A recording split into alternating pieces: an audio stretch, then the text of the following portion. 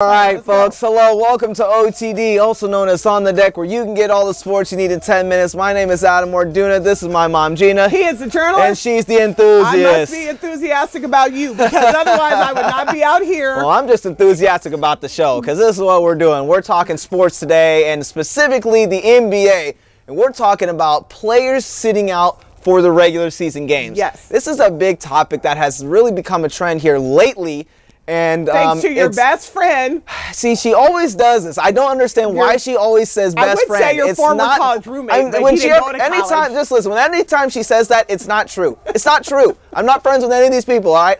But we're going to talk about the NBA and players sitting out. And the big question is this okay? Is this something that should be going on in the NBA? And there's a recent incident that just happened with number 23 up in Cleveland. I'm not even going to mention his name. We're going to do a Mariah Carey. We're going to do a Mariah Carey and say who? It's not worth it. And so we're talking about somebody up there in Ohio, and then you guys can clearly figure that one out. Number 23 for this player, yes, this player was told, or there was a decision made to not play in a recent game. In Memphis.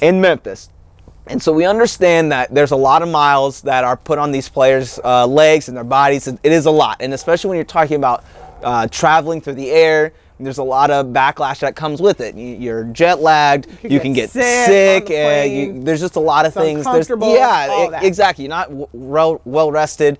But this is an issue because there's a lot of things that are at stake when it comes to playing these games. And I just need you to tell me what you think about kind of what's going on here. And I guess maybe I should ask the question, is it the player's fault? Is this the coach's fault? Is this the NBA's fault? Why is this continuing on, and what's going on here? Well, let me answer both of your questions, because my first answer is no, I don't like it. I think it's a bad thing. And the reason we're not saying anybody's name is because we get accused a lot of hating on very specific players. I'll say it, LeBron James. But he's not the only one that gets rest or sits out during games in the season.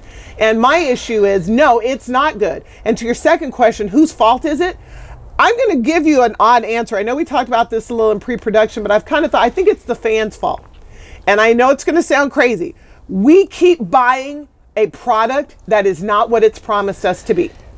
If we keep paying for tickets, keep allowing the NBA to shove 82 games down our throats, keep going to December games thinking we're going to see good basketball, we keep buying the jerseys and the shoes of these puffed up and over-bloviated superstars, if we keep doing that, keep doing what you've always done, you're going to get what you've always gotten. And now what we're getting is stuff we didn't ask for. Back in the day, you would go buy a ticket if the Bulls were coming to town because you knew you were going to see MJ. Yeah. Maybe not in the preseason game, certainly not in the summer league game. Right. But once the season started, you're going to see MJ. Right. Now it's roll the dice. You may not see him at home. You probably have a good chance of not seeing him if it's an away game for them. And that's honestly on us. I will initially blame the NBA for allowing the CBA to negotiate that they could sit out. You have too many games. That's the problem. If your star athletes can't make it through the season, you have too many games. And then I'm going to not put too much blame on the coaches because they get fired if they don't win. So they're honestly doing everything they can to make sure that come, April and May, their workhorses are available. So I'm actually giving the coaches a pass on this. Okay. And then the players, on the one hand, there's specific players that make me really mad about how they approach this and their answers for it. But at the end of the day, they're going to do what they're allowed to do. They're going to do what they can get away with. Sure. So the blame to me falls on the NBA for their scheduling and us for allowing ourselves to continue to participate in a process that truthfully does not care about you. I'm going to let you talk, but I'm going to re-explain that in a minute. Well, no, I think you are on to something here. I think what the big picture is that there are certain superstars that carry more weight than others. And when you are a individual and you care about that superstar, you want to go see them play. And when they're opting to not play in a game, when you've spent all this money to go watch them, and then all of a sudden you find out that they're not available for whatever reason, you understand certain reasons. Hey, they're sick, their kid's in the hospital, they're in the hospital, there's a family emergency, they're injured. You understand that. But when the excuse is, oh, I just need rest, that isn't really an excuse. Your job is to play.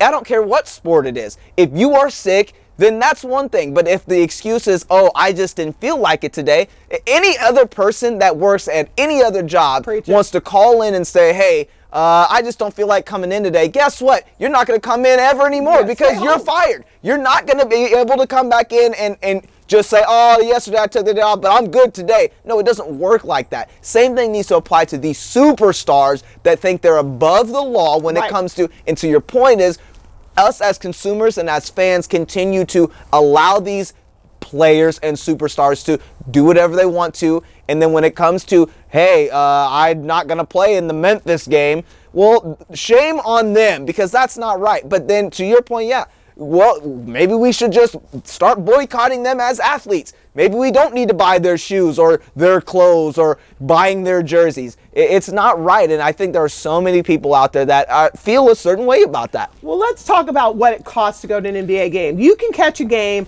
against, let's say, Memphis and Portland. Right. And there's a set price on this. Sure. You can go to NBA.com or ticket.com or go to the arena and you get a price. Yes. If all of a sudden it's Portland versus who's hot right now? The Wizards. Well, not the Wizards. The Warriors. The Warriors. Okay, Portland, the Warriors. Steph Curry. Now you got KD. Yeah, you got Splash Brothers. You got the Dark Knight, Draymond coming in there. Klay Thompson. All of a sudden, those tickets that might be, I don't know, $55 for upper register. Right. Now it's $110 for those seats. Correct. The nosebleeds that you could get for $45 a seat are now $90 just for that game. Just for that just one for that game. Individual game. So Correct. here's why. Because the superstars are coming to town. Right. They do carry weight. And Yes. so I know I said the fans earlier. Now I'm going to expand on that.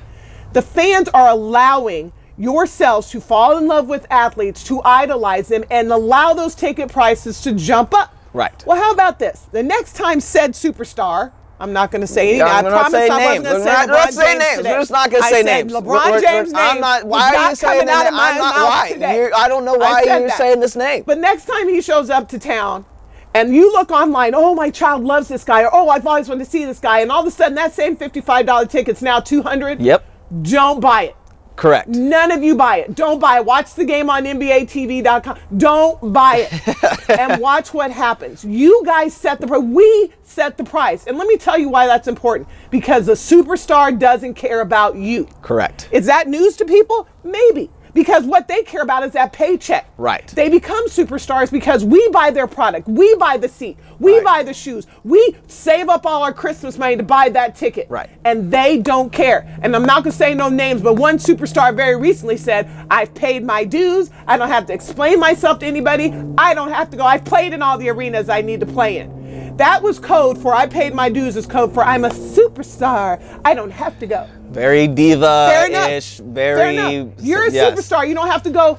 I'm a consumer who works hard for my money. I don't have to spend it on you. And I think you made another point earlier that was true. And I do think it's like, look, okay, if these players are in that desperate need of rest, then the NBA needs to do something about the scheduling. Then it's like, fine, all of these games leading up to Christmas Day are glorified exhibition games anyway. It's still preseason. Anyway. No one cares. Honestly, how many of you guys have honestly been just sitting at home waiting? Wednesday night it's great to see Russell and all these guys still go off. You know, Clay went for 60-some and Russell's averaging a triple-double. That's great, but no, it doesn't matter. It does not matter. And so there's just a lot of factors into why they want to sit out. Well, then the NBA needs to do something about it. And if the NBA is not going to do anything, well, guess what? You have an obligation to your fans, to everyone else, and it is your job. That is why you're getting paid millions, is to play. And it is disappointing to see superstars with such high stature and big names not do what they're supposed to do. And it's frustrating to do that. Question. Do you know how many dollars make up $1 million? $1